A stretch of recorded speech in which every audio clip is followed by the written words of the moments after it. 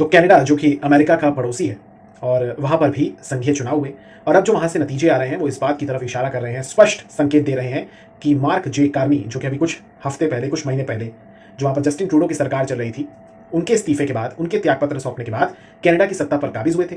राजनीतिक तौर पर कोई अनुभव उनके पास नहीं था, लेकिन अब वो एक बार फिर से लोकतांत्रिक तरीके से जनता ने उन्हें चुन लिया है और अब वो कनाडा की सत्ता पर काबिज हैं। काबिज तो वो कुछ महीने पहले से ही थे, लेकिन अब जो ये चुनाव अक्टूबर में होने थे, ये वहाँ के हालातों को देखते हुए इन्हें जल्दी शिफ्ट कराया गया, अप्रैल में करा लिए गए और अब ये दिख रहा है कि मार्क जे कार्नी वहाँ के प्रधानमंत्री होंगे। भारत के प्रधानमंत्री नरेंद्र मोदी जी ने भी एक्स पर एक संदेश लिखा, बधाई संदेश दिया मार्क जे कार्नी को और ये भी कहा कि कनाडा और भारत दोनों लोकतांत्रिक मूल्यों को साझा करते हैं, दोनों जगह डेमोक्रेसी है और ये आशा करते हैं कि आगे भविष्य में भारत और कनाडा मजबूत साझेदारी को बिल्ड करेंगे। मैं आपको यहाँ पर कुछ किरदारों के बारे में बताना चाहता हूँ। देखिए, चुनाव से बिल्कुल संबंध रखते हैं। सबसे पहले देखिए, मार्क जे कार्नी जो है, ये जो आते हैं, ये लिबरल पार्टी से आते हैं, वही पार्टी जिस पार्टी के नेता पहले जस्टिन ट्रूडो थे। लेकिन जस्टिन ट्रूडो ने इसी साल की शुरुआत में इस्तीफा दे दिया था, कहा था कि एक तरीके से उनकी होने से पार्टी को इफेक्ट हो रहा है, प्रभावित हो रही है। जस्टिन ट्रूडो ने भारत के संदर्भ में अगर हम बात करें तो भारत के साथ रिश्ते बिगाड़ने की कोई कोर कसर नहीं छोड़ी। खालिस्तान समर्थक आतंकवादी हरदीप सिंह निज्जर की जब 2023 में हत्या कर दी गई थी, तो उसने उस पूरे मामले का सीधा आरोप इस जस्टिन ट्रूडो ने भारत सरकार पर लगा दिया था और वो भी बिना किसी सबूत के, कोई भी प्रमाण नहीं दिया था। भारत और कनाडा के जो रिश्ते थे वो ऐतिहासिक स्तर पर खराब हो गए थे।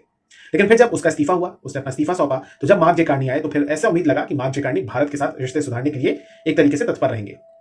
अब मार्क जे कार्नी आने वाले समय में किस तरीके से भारत के साथ और डील करते हैं, ये देखना होगा।